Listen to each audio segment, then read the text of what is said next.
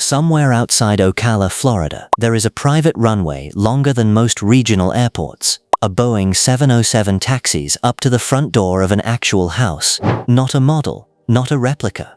A full-size 4-engine jet with a private taxiway built specifically so the owner can roll it to his door. That home belongs to an actor, and that 707 is just one of his planes. 10 celebrities. One list. We are counting down the most extraordinary aircraft collections Hollywood has ever produced. Machines that have been flown hard, crashed, shot at by police, used in combat zones, and in one case, turned into a bar. Stay until number 1. What that man did in a cockpit, in real life, not in a film, is something most military pilots will never pull off in a full career. Let's go. We open with a mystery. In December 2013, reports surfaced that Brad Pitt had paid roughly 2 million British pounds, around 3.3 million US dollars, for a flying Supermarine Spitfire while filming Fury in the United Kingdom. The story went global. No registration was ever confirmed, no variant, no photograph, no comment from Pitt. The Boultby Flight Academy at Goodwood, where he was rumored to train, never confirmed or denied anything. Pitt does hold a private pilot certificate and was photographed flying Angelina Jolie's Cirrus SR-22. That part is verified. The Spitfire lives in the evidence-free zone. But since we are here, the Supermarine Spitfire first flew March 5, 1936. 20,334 were built across 24 marks. The Mk9 produces 1,860 horsepower and reaches 408 miles per hour. Roughly 60 airworthy examples remain worldwide.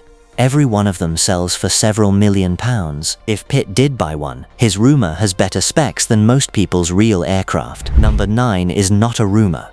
5,000 verified hours, a biplane he genuinely loved, and a collection that escalated far beyond what most people expect from a Hollywood action star.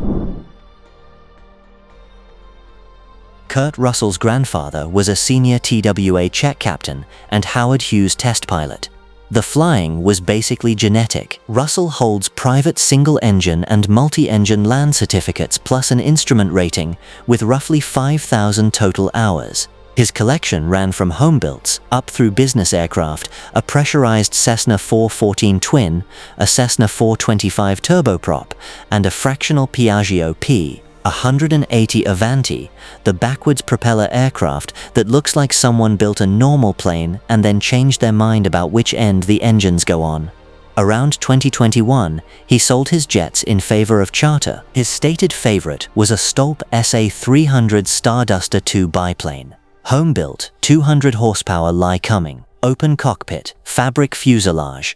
The choice of a man who flies because he actually wants to be in the airplane, not because he wants to arrive somewhere impressively. Russell flew for the love of it and kept it personal. Number 8 built an entire commercial operation around vintage aircraft, and funded part of it with one of the most quietly honest rock songs about aviation ever written.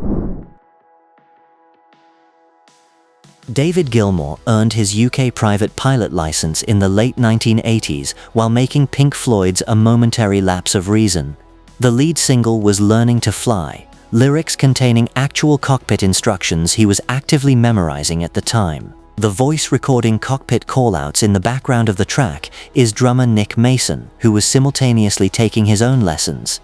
Pink Floyd wrote a song about learning to fly because the guitarist and the drummer were both genuinely doing it. Gilmour then built Intrepid Aviation at North Weald Airfield in Essex, staging air shows, running a 10-aircraft Yak 52 racing team, and supplying aircraft and pilots to more than 80 film productions including Band of Brothers. The collection at its peak: a North American P-51D Mustang, a Beechcraft Model 17 staggering biplane, a de Havilland Tiger Moth, Yakovlev trainers, a Piper Super Cub, and a Foland Nat T1 jet trainer, the same type that formed the original Red Arrows, advertised for £250,000 including 5 hours of handling lessons. His first solo was in an SNJ-7C Texan, one of only 6 of that specific variant ever converted. He sold the business when it became one.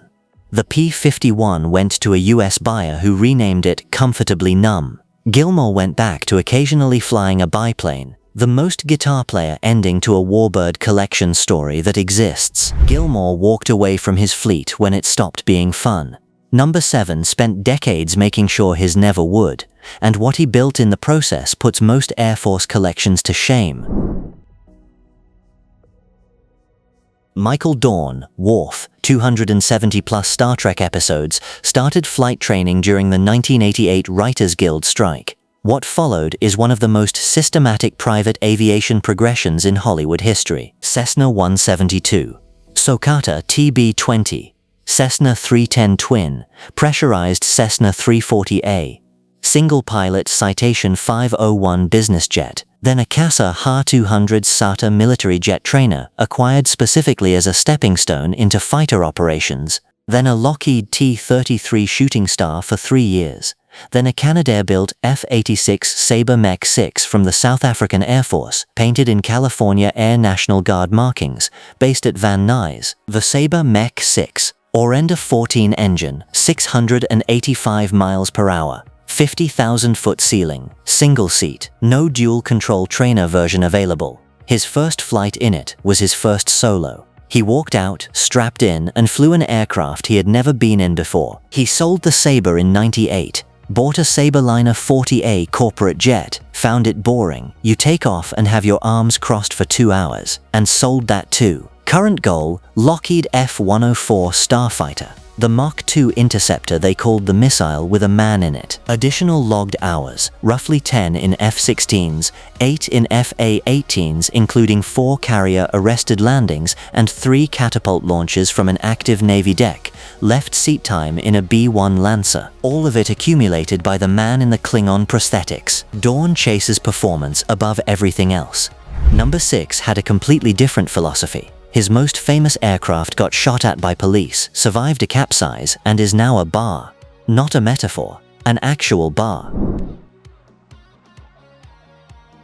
Buffett earned his private certificate at 39 on December 26, 1985, one day after Christmas. He progressed to a commercial certificate with multi-engine land and sea ratings, instrument rating, and type ratings on the Citation, Falcon 50, Falcon 900, and Grumman HU-16 Albatross. His collection, a 1942 Boeing Stearman biplane, a Grumman G-21 Goose from the Royal Canadian Air Force, Cessna 208 Caravans on amphibious floats, a Pilatus PC-12, a Lake Renegade 250, and a succession of Dassault Falcons up to the 7X. The centerpiece was the Grumman HU-16C Albatross Hemisphere Dancer, N928J, delivered to the US Navy in August 1955. Served at Okinawa, served at Kwajalein, used as an observation platform during the 1956 Operation Red Wing nuclear tests in the Pacific. In January 1996, Jamaican police opened fire on it while it was taxiing off Negril, mistook it for a drug runner, and put roughly 100 rounds into the fuselage and windshield. Bono was aboard. Nobody was hurt. Buffett wrote a song about it. The Hemisphere Dancer last flew in 2003.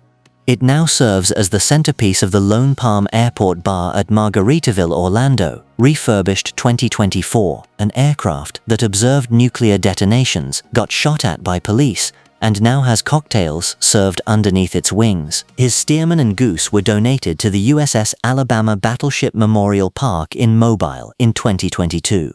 The donor's identity was revealed 2 days after Buffett's death in September 2023. If this list is already doing what it should, drop a comment right now with which aircraft you would take out first. And subscribe, because number 5 has 4 crash incidents on record, 5,000 hours, and a collection that runs from a CIA bullet hole beaver to a Citation Sovereign. Stay with me.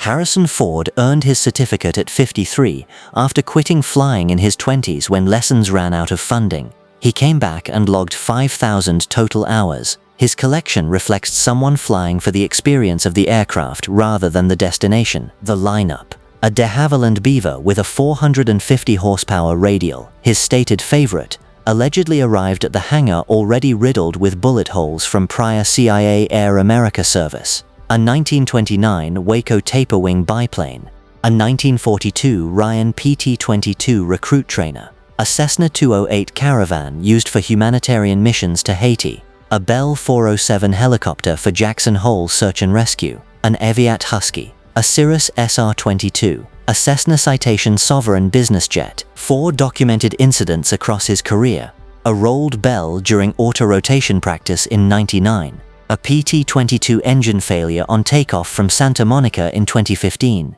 carburetor metering jet failure, not pilot error, that put him down on a golf fairway with a broken pelvis and ankle, a taxiway landing at John Wayne in 2017 that he called in himself as the schmuck that landed on the taxiway, a runway incursion at Hawthorne in 2020 requiring remedial training, certificate still active. As EAA Young Eagles honorary chairman, he personally flew more than 300 young people and presided over a program that introduced roughly 500,000 others to aviation. Ford flies warbirds and helicopters as a pure enthusiast. Number 4 treats aviation as a second career. He holds 757, 747, and 737 type ratings and used all 3 of them to fly his own band's gear around the world.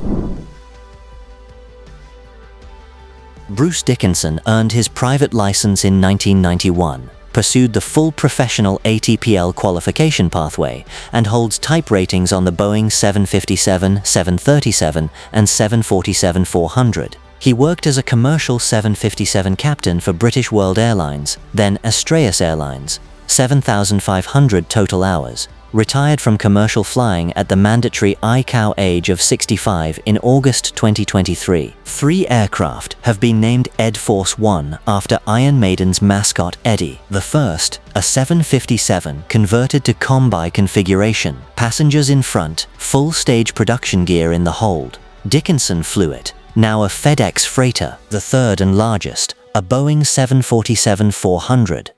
Dickinson took the type rating at his own Cardiff aviation facility in Wales and flew the band, crew and entire production worldwide. A tug collision in Santiago damaged 2 of the 4 engines mid-tour.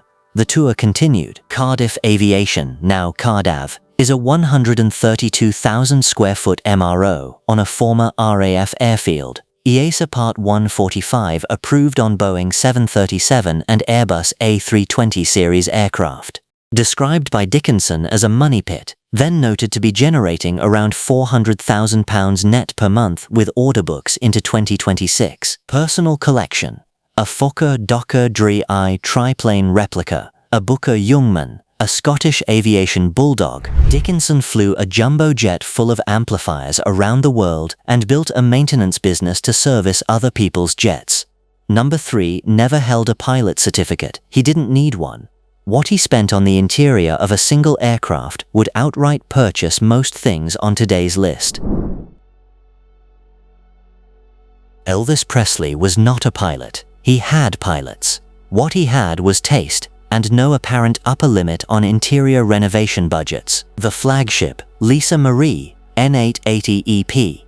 A Convair CV880 purchased in April 1975 for $250,000. Then fitted out for over $800,000. Some estimates exceed $1 million. 4 General Electric CJ805 turbojets, 11,200 pounds of thrust each, 615 miles per hour, 41,000-foot ceiling, 3,000-mile range, interior reduced from 96 airline seats to 28 VIP, conference room with leather chairs and an oval glass table, private master bedroom with a custom queen-size bed, en-suite bathroom with a 24-karat gold-plated washbasin, gold-plated faucets, and gold-plated seatbelts. The FAA required a seatbelt on the bed, and Elvis made it gold. 52 stereo speakers, 4 televisions, TCB lightning bolt on the tail. The companion aircraft, Hound Dog 2, a Lockheed Jetstar 6, purchased September 1975 for around $900,000. 4 rear-mounted engines, Mach .8 cruise, 2,500 miles range. The touring workhorse, flown by a pilot named Milo High. Both jets sit on outdoor display on Elvis Presley Boulevard in Memphis. Lisa Marie is the only properly preserved Convair 880 in the world. 65 were built. she is the last one. Elvis had the most extravagant interior in celebrity aviation. Number 2 has the most type ratings, the most hours, and a Boeing 707 parked in his driveway, with its own taxiway, built specifically for the 707. John Travolta took his first lesson at 15, earned his private certificate at 22 in 1976, the year Saturday Night Fever came out, and now holds 12 jet-type ratings: the Boeing 707, 720, 737, and 747-400, the Bombardier Challenger and Global Express, the Gulfstream II, the Learjet, the Citation, the Eclipse 500, the HS-125 Hawker, the Jetstar, and the Falcon 900.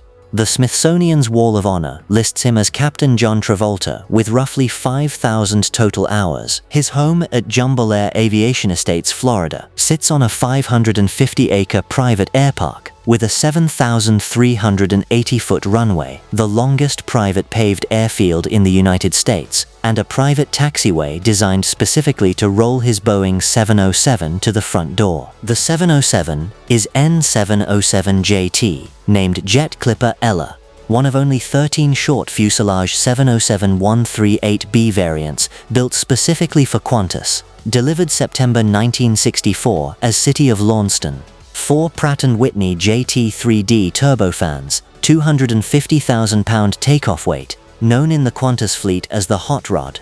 Travolta acquired it in '98, repainted it in the original Qantas livery, flew it on a 35,000-mile 13-city world tour in 2002, flew it to Haiti with relief supplies after the 2010 earthquake, and flew Oprah Winfrey's audience to Australia. In command himself, in September 2024, he registered a Lockheed L1049H Constellation.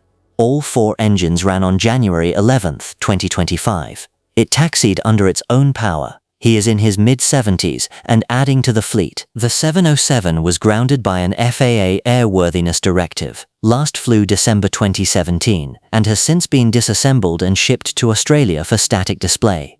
The fuselage arrived at Port Kembla in early 2025. 12 type ratings, a working constellation, a runway in the garden. Travolta has the credentials, the fleet, and the runway. Number 1 has all of that, and then put his aircraft in a major motion picture by flying it himself, for real, in the actual film, and then stood on the wing of a biplane at 8,000 feet because apparently that was the next logical step. Tom Cruise earned his private certificate in 1994.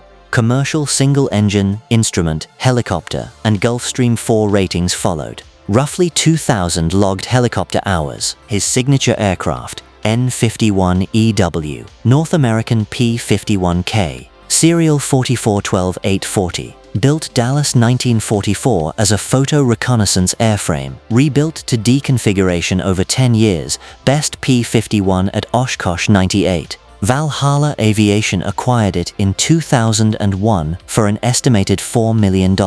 Wears the markings of the 334th Fighter Squadron, 4th Fighter Group, 8th Fighter Command, RAF Debnin, Packard Merlin 512 engine, 1,490 horsepower, 437 miles per hour, 12 cylinders of controlled violence that announces its presence before it arrives. Cruise soloed in it in 2006 with tuition from Chuck Yeager. He then flew it personally in the closing scene of Top Gun Maverick for the May 2022 release, in command with Jennifer Connelly for the camera. For the Maverick cast training program, he built a full progression, Cessna 172 to Pitt's S-2B aerobatics to L-39 Albatros jet trainer to FA-18F Super Hornet. The Navy declined to hand him the FA-18 controls. He flew everything else in the progression himself. Current fleet: a Gulfstream 4 SP with twin Rolls-Royce Tay engines and 4,200-mile range,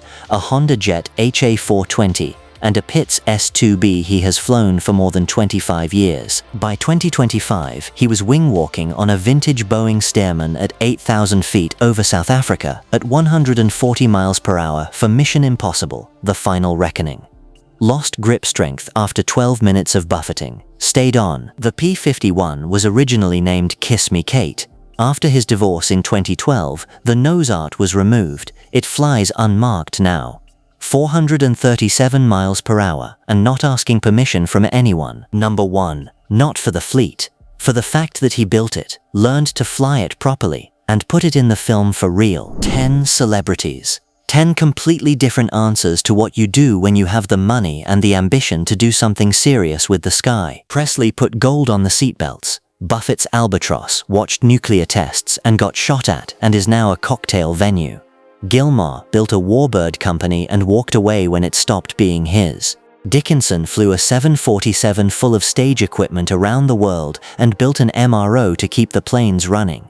And Cruise found the most demanding thing on the list, trained for it properly, and did it on camera. Which collection would you raid? 1 aircraft, 1 choice. Drop it in the comments. And if you haven't watched the Star Trek actors' aviation video yet, it is on this channel right now. D-Day combat pilots, Korean War jet fighters, carrier landings, very different list, goes to some places this one doesn't. Subscribe. The next video goes somewhere neither of today's lists have been. See you up there.